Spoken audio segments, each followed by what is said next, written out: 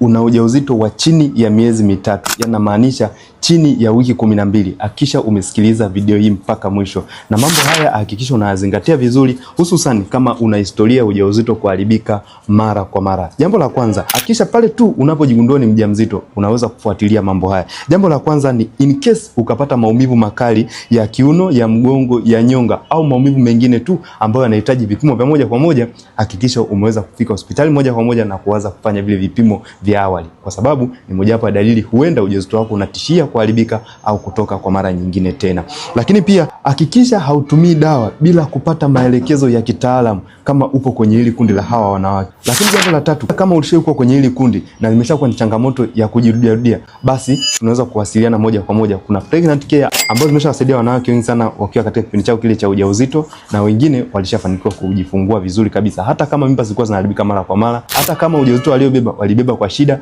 na wakafanikiwa kujifungua salama. Na ndio maana yake napenda kusema kwamba nipo na wewe katika safari ya kuitwa mama.